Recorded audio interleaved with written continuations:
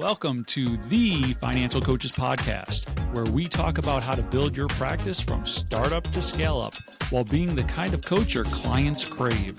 Finally, a podcast for financial coaches. Here are your hosts, Maria Casillas and Cody Sizemore. Hello, everyone. Welcome back to the Financial Coaches Podcast. I'm Maria Casillas, joined here by my incredible co-host, Cody Sizemore. And today we're going to talk about something that Cody actually has created. And I love when Cody shares all of his back office stuff. So this is something, admittedly, I have not seen anything of yet. And I'm actually really excited to see what he's got. So this is going to be about accountability. Now, I know that this is the one piece Cody shared with me ahead of the show, and this is something that I think everybody is going to be able to utilize. What he said was, you know how sometimes clients have a hard time like keeping up with all the things and staying accountable, and then it kind of changes the way that their results come out. And I'm like, yes, I do know how that is. He's like, well, I recently created a system that kind of allows for that accountability to take place, to take root, not just with the individuals, but with their spouses if they're married, and then with their coach as well. Would you like to learn about it? And I said, yes, please. I would love to learn about that. So we are going to talk about that today. Cody, welcome today. How are you doing? Doing great. That's Doing good. great. And Yep, I'm so feeling glad to good. hear that. I'm glad that you have offered this not just to me, but to our listeners as well. I think that we all have experiences, whether you have been coaching for 15 years or 15 minutes, chances are you've run into somebody who is struggling with keeping up. Now, Mhm. we're about, I don't know, several weeks into the new year already. And, we've talked about how a lot of people, when they set their New Year's resolutions, they stop by like the 21st of January, right? So we've already had people who have dropped off, I'm sure, from what they're doing. And this is one of those tools. This is not about a resolution episode, just so you know, but it is that recognition that when we try something different, when we try something new, especially when it comes to different behaviors, sometimes we fall off of that wagon and we need a little bit more accountability. So Mhm. without further ado, Cody, please do share with us what you have going on and what you've seen as results of it. Yeah. So you're absolutely correct in the sense of everything that you kind of talked about, to kind of preface everything, when I was talking to you about it. Um, this was something that I had seen, I don't want to say like really, really often, but often enough that it started to bother me, you know? Uh-huh. And that was just that like, we set up these systems, we set up these structures for people, we set up this game plan for someone, and they have every opportunity and they have every capability of making that come to fruition, right? Um, but simply just because they're not keeping up with things, they're not doing the things that we kind of talked about, they're not being consistent with certain things. A lot of that progress can start to fall to the wayside, Well, right? mhm. Perfect example is, I had someone over the month of December who, had an extra check month. Um, and December was crazy, right? Because it's the holiday season and everything like that. But they had an extra check month and they were supposed to have about a $3,200 surplus. And we were like, this is going to be a great month for you guys. Like, we can do a lot of really good stuff with that. Blah, blah, blah, blah, right? Uh, all in all, when we met at the very beginning of January, we ran through the numbers and we found out that they actually only had about $1,000 surplus. And I said, well, what happened to the 2,200 bucks kind of thing? And they couldn't give me the answer, you Mm. know? Um, and I knew what happened. It's because they weren't being consistent. They weren't following through. They weren't doing the things that we kind of talked about. Right. And when that kind of thing happens, it's frustrating, not just to us, because we see what they're capable of. We want the best for them, but it's also really frustrating for them as well. Yeah. There's some guilt, there's some shame. There's even questioning, like, why am I even doing this Hmm. sometimes, right? Like, how could I allow this happen? And I'm working with a financial coach and this still happened kind of thing. Hmm. So that's why I have been doing something with people over the last, I would say probably like mm, 6 to 9 months.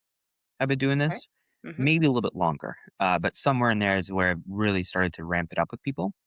Um, and I want to say that this is not for every single client that I work with. There's a lot of people who send it home, Mhm. consistently. This is really something that I would introduce if I'm noticing a trend of them struggling with this kind of thing. Okay. Um, so I call this two things, and it has two different names depending on if I'm working with an individual or if I'm working with a couple. So if I'm working with an individual, I call this money, momentum, time. And if I'm working with a couple, I call these money, unity meetings, or mums for short, kind Mhm. of thing. Mhm. And basically, what this is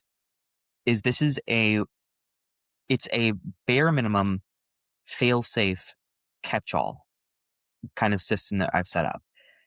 So what it is and how it's structured is we would set aside 5 to 15 minutes, so not a lot of time that I'm asking, 5 to 15 minutes once a week that someone would sit down with their finances and basically go over all things finances. So there'd be a number of things that might be included during this time. Number one is maybe they update their budget. They make sure that they're on the same page, make sure that the numbers are looking good. They know what to expect for the week ahead. They review what happened the week prior, all that kinds of stuff. That's probably like the main thing, right? Mhm. Kind of like the ground zero. It's just updating the budget, making sure that they're on the same page as their money, right? Another thing might be like, hey, this might be a good opportunity for you to revisit your why statements that we work up, you know, um, and understanding like, hey, why am I doing this? Why did I start doing this? And why is it important for me to continue to do this? Um, Maybe this is a time where they, revisit their, what I would call like their affirmations, which basically is like the things that we've kind of built for them around, who they want to become throughout this whole process. That's a lot of things that people can do if they're in the individual bucket, but also the couple budget or bucket as well. Mhm. But with the couple bucket in particular, this is also a really great opportunity for a couple to sit down and be like, hey, over the last week, you did this, or you said this, or this happened. And I actually really appreciated that. Thank you. That meant a lot to me. And here's why, right? Which I don't feel we give ourselves space to do that enough, Mhm. right? Mhm. So that's a really good opportunity to do that. But it's also a really good opportunity for that same couple to say, hey, over the last week, you did this, you said this happened. And I actually really didn't appreciate that. And here's why. And here's what I kind of need moving forward. Um, and that's also a really good thing because now we're not bottling things up and letting them fester. We can just get them out into the open and we can talk through that um, much more, healthily kind of thing. So that's really what the intention of this time is. Now, before I talk about the structure of actually allowing it to happen, I want to pause Mhm. and just hear from you a little bit. What are your thoughts on it so far? Yeah, I mean, I think it's great. I think it's something that, we don't make time for. And so even just the act of making that time, I think is pretty powerful, even if they don't do all of the things that you suggested that they do. I mean, Mhm. just literally putting it on the calendar is a good reminder. I'm curious to hear a little bit more detail about it because it's probably going to answer this question. But I will tell you what excuse me. Let me preface this with I love the idea of having communication worked in there. I do think that so often communication breakdown is one of the primary reasons that money decisions are made, Mhm. that poor money decisions are made. I actually did a series a lot like years and years and years ago about the worst decisions that my husband and I made together and what preceded those decisions. And I think probably 90 to 100% of the time, if I'm remembering correctly, we're all around really bad communication Yeah. between he and I. Yeah. And then bad, not just bad communication, but just bad resolution. Like this is early on in our marriage, and instead of working through something, we just like wouldn't be talking to each other. And the next day, like one of my favorite examples, and I won't go on this tangent for too long, but one of my favorite examples is like he did something that I was very upset with, and that we like he knew like we were not going to be talking that night, and then the next day we had to sit in on a timeshare presentation, and we bought a stupid timeshare, and it had Hmm. nothing to do with the timeshare itself.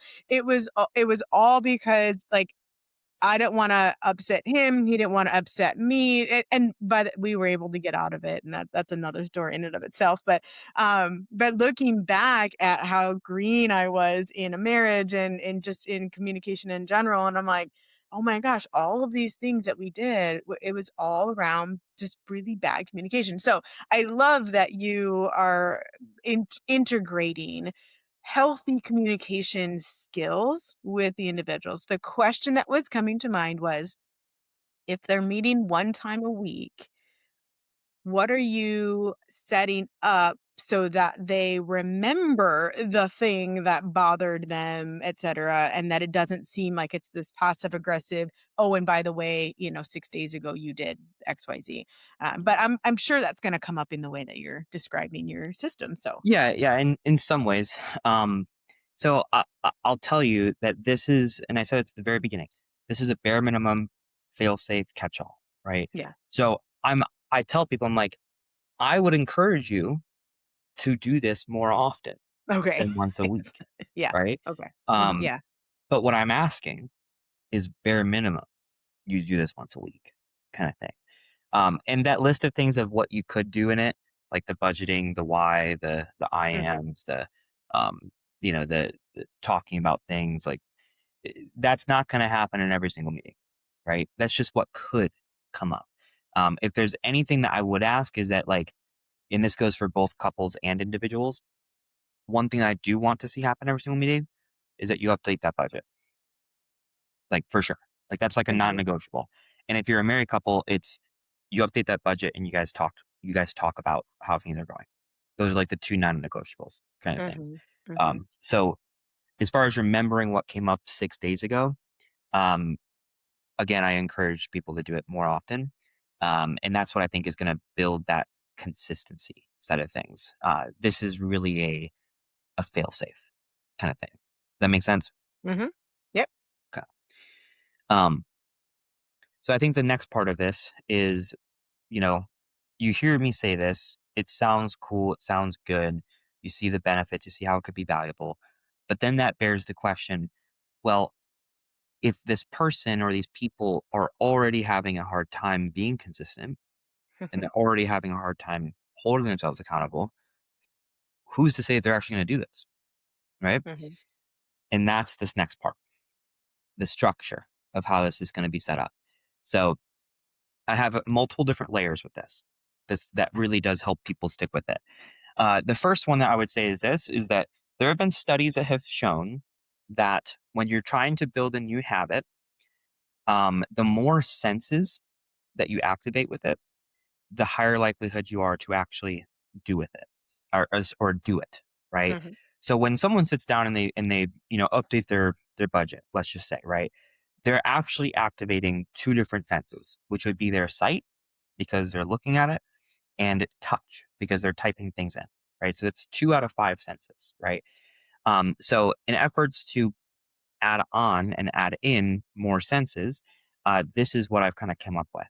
So I'll tell people, I'm like, I want you to tell me a day and a time that you know consistently every single week that you guys have nothing going on, that you guys can set aside 15 minutes. That's all I'm asking. 15 minutes. But I want you right here, right now, to tell me and decide on a day and a time that both of you are going to commit to from here on out. And I wait. So if someone says, well, Thursday nights at 7 p.m., we know that we don't have anything going on. We're done with dinner by that time. The kids are in bed by that time. That's really our like Netflix time kind of thing. So we can definitely make sure that that happens at that time. I'm like, okay, great. So I write that down, and that's like when. And I also ask them to say where. So where in their home are they going to do this? Like, we're going to make a designated spot as well. So they might say kitchen table, they might say in the office, whatever it might be. So we have a time and a location. I tell them in that moment, I say, pull out your phones. And they pull out their phones. And I say, pull up your alarm app. And they pull up their alarm app. And I say, okay, make a reoccurring alarm that happens every Thursday at 7 p.m. where it says title it Money Unity Meetings. And when you press save, let me know. And I wait. And then they say, okay, I got it done. I'm like, cool. So I get confirmation that both of them have those alarms in their phone. So every Thursday night at 7 p.m., both of their phones will go off and they'll hear an alarm, right? Mm-hmm. Which then activates the sense of hearing. So now I have 3 senses. Okay. And in that moment, I say the non-negotiable is that you drop what you're doing, you do it. Okay. And as a reward, after you guys go through your money unity meeting and you guys have that experience and everything's good to go, I want you guys to, or I asked them, I said, what's your favorite sweet treat? So someone might say, well, I really like Starburst. I'm like, great. Or they say Reese's. And I'm like, okay, cool, great. I'm like, I give you permission to go to the store, buy a big bag of those fun size single serve things of Starburst, right? And you put them in a bowl. And that bowl of Starburst is only to be touched if and when you have a successful money unity meeting. That's your reward, right? So we're setting up a reward system for their favorite snack, their favorite sweet treat, and they have something to look forward to, and they know that that's only for that one specific reason, right? So by doing that, we then activate the sense of taste. So now we have 4 out of the 5 senses. The only one that we're not doing is smell, just so you know. I mean, you could smell. Come on. You can smell anything. Starburst while you're eating them. Yeah, you could smell it, but, intentionally activating, that's the only one we're not, right? You're not so going to there's have them light a candle during their mums? yeah. There's a auditory reminder. Then we have a, like a tasting reward kind of thing. Mhm. And that's only 2 parts of it though, because there needs to be more than just that. There needs to be more than just a reminder and a reward. There also needs to be some sort of consequence as well. So what I tell people is I'm like, because I'm asking you to do this once a week, and I'm only asking for 15 minutes, that's pretty fair, right? And they say, yeah, that's pretty fair. I'm like, okay, great. So let's look at your fund money budget. And let's say that their fund money budget is $800 a month kind of thing. Once a week, we'll say that there's 4 weeks in a month. So basically a quarter. Okay. If you don't do this when you committed to it, you are to take a quarter of your fund money. So if your fund money budget was $800, you're taking $200, and you are going to repurpose that to whatever financial goal that you're working on now, and you're to make an immediate payment. So if they're working on their debt, that $200 is going immediately to their debt, and they're tracking it as fund money. If they're working on savings, it's going directly into savings, and they're tracking it as fund money, kind of thing. And I say, is that fair? And everyone says yes. Mhm. Everyone says yes, because at the end of the day, they don't want that to happen. Like that's like the one thing for everyone that like, this is what I really, really want. I want my fund money. Don't take that away from me. I'm like, I'm not taking it away from you. We're taking it away. You're taking it away. Right. That's right. So I'm like, you're going to do this because I know that you're not going to want to do that. So you're going to do it. So that consequence is just another form of self accountability, right? Now, that's not all. There's one more piece. There's more. One It's more like layer. an infomercial. That's right. There's one more layer, Because who's to say that they actually hold themselves accountable and that they actually take that money and they actually put it towards their goals if they didn't do it? Who's to say that that's actually going to happen? Well, there's an answer for that as well. Because if their meetings are Thursday nights, I'm going to set a reminder in my system that every Friday morning, I'm going to personally reach out to them and ask them, hey guys, happy Friday. I would like for you to let me know how your money unity meeting went last night. Send me a detailed report of what you guys did, what you talked about, and what you accomplished. And if they do that, great. I know they did it. But if they don't, or if I don't hear from them, great. I know exactly what's going to happen. And they know it's going to happen too, right? So Mhm. there's self-accountability through the consequence. Then there's also accountability from the coach as well. Mhm. Now, does it create a little bit of extra work for me? Yeah. Yeah, it does. But I'm okay with that. If it means that these people are going to start building that habit, they're going to start seeing those results start to pour in. They're going to start feeling better. They're going to start communicating better. That is my job. Mhm. That's my job. And it's not only that it does create a little bit of extra work for you. However, it creates infinitesimally more value for them. Yeah. And I think that they will recognize that and they'll be like, "Oh, I'm totally paying this dude for that." So it starts to answer the question, why am I doing this anyway? Right? You Mhm. had brought that up earlier, like how if I why am I working with this coach if I'm still going to be making these mistakes? So that one little bit of extra work on your end starts to answer that question for them. Yeah. Yeah. Um, and I'll just share like a not a testimony, I guess like a case study in this. So Perfect. I started working with a couple this past spring, and when I brought them on, they told me that the number one thing that they've always struggled with their money, but also in all other areas of life, is being consistent and sticking with something. So I knew that going into this relationship. Um, After we implemented this system, the first month went pretty well. They did sacrifice their fund money twice. Twice they did that. The second month was pretty good as well. They didn't sacrifice any though. They did every single meeting in the second month. And in Okay. the third month, get this. This is what happened. I checked in and I checked in every single week. And at the end of the month, they said, hey, Cody, guess what?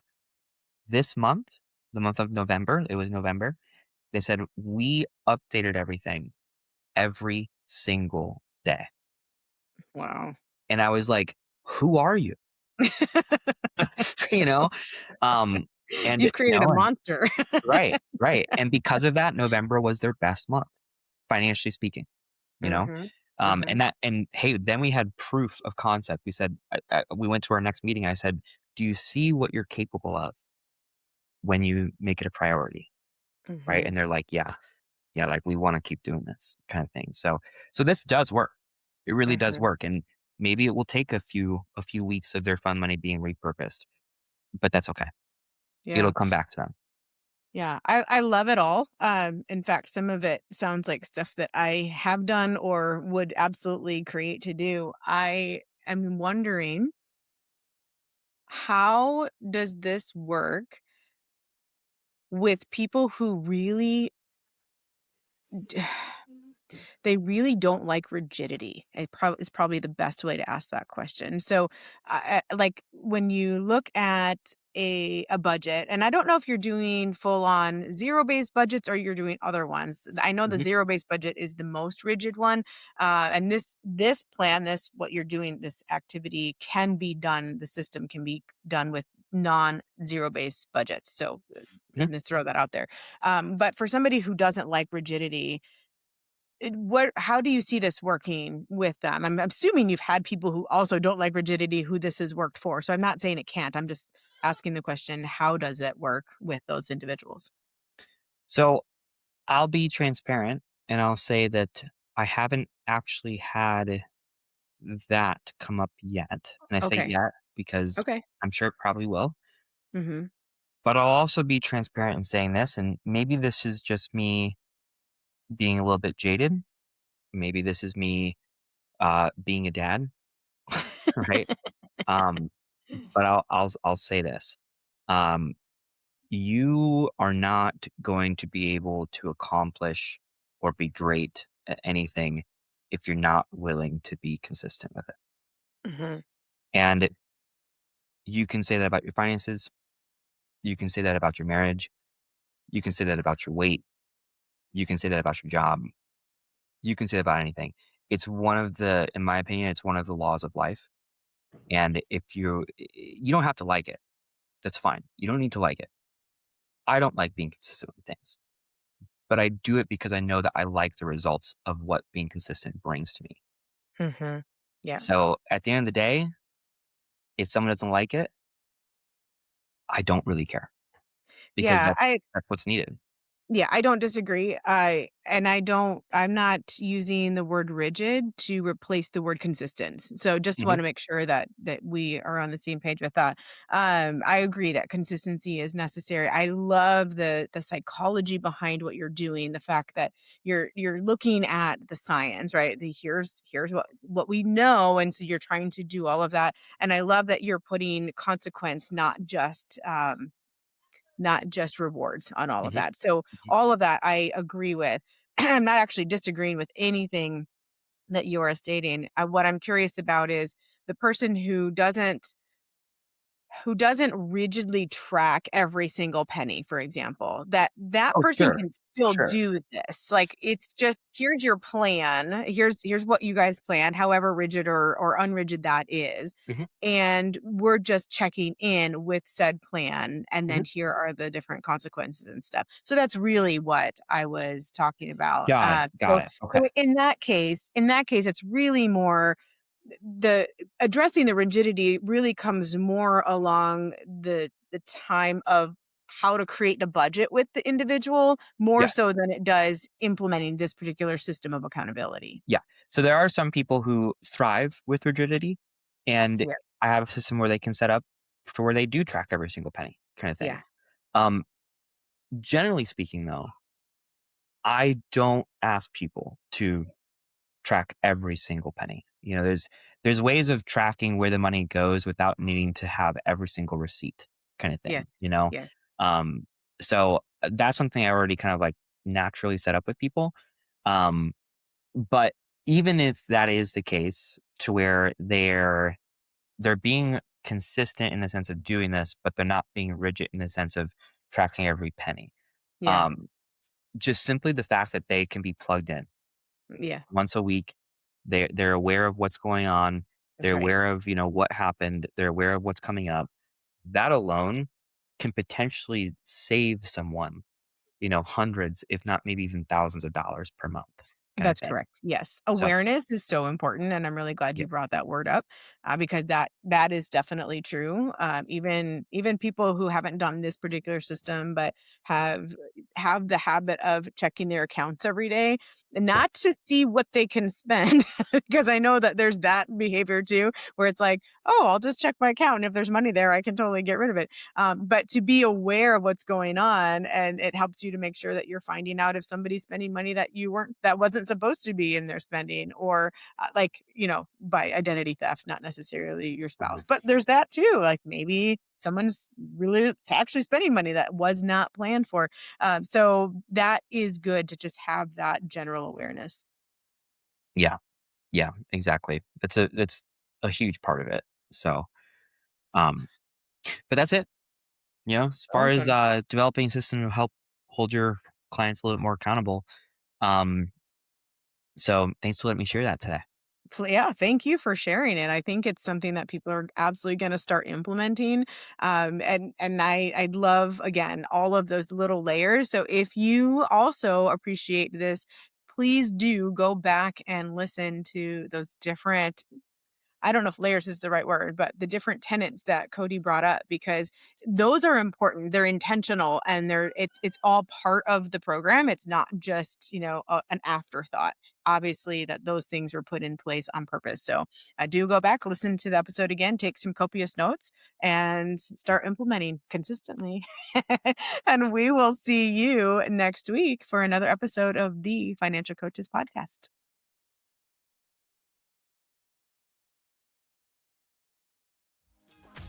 Thank you for listening to the Financial Coaches Podcast, brought to you by New Money Habits and Sizemore Financial Coaching. Submit your questions to our hosts by emailing podcast@newmoneyhabits.com. Be sure to subscribe to be notified of future episodes and join our growing group of like-minded coaches on Facebook. And until next time, happy coaching.